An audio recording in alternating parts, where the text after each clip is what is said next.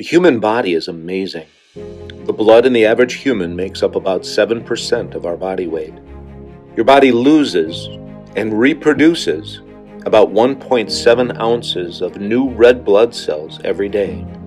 The system of blood vessels in the human body measure about 60,000 miles.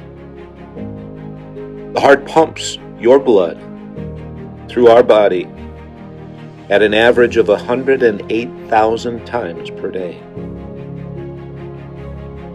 The Bible tells us in Leviticus 17:11 that the life of the flesh is in the blood. Our human life comes from our blood. The blood carries oxygen all throughout our body. It helps to regulate our temperature. It carries nutrients throughout the body. It fights infections and clots to stop the flow of blood. Our blood keeps us alive. Our spiritual life also comes from blood, the perfect blood of Christ. Hebrews 9:22 tells us that without shedding of blood there is no remission, meaning that blood must be shed for our sin. This blood is the only acceptable payment for sin. Without his blood, we would have no chance of heaven. Without Jesus' blood, we would have no access to God. Without the blood of Christ, we would still be estranged from him, never to be redeemed and ransomed to him.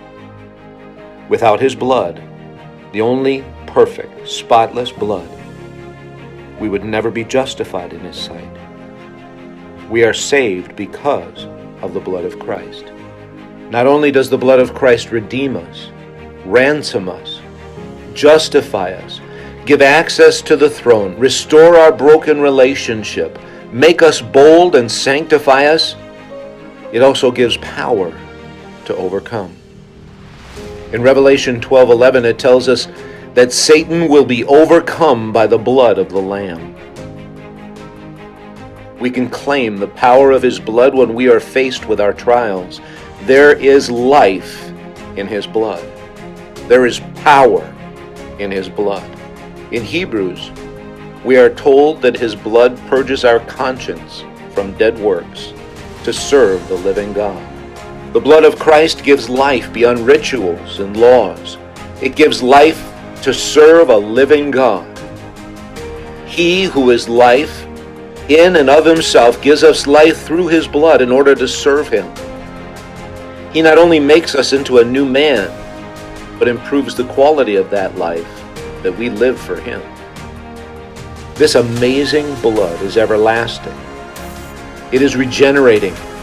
Any soul who claims the power of the blood today will receive the same power it had at the moment it was shed. There's never a limit on how many sins are cleansed by the blood. Its redeeming power has not waned through time.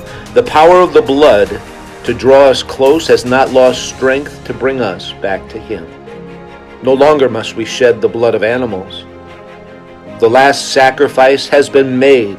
The last and final payment was made, and no other blood will be needed again. The perfect blood of a spotless lamb ran down the cross.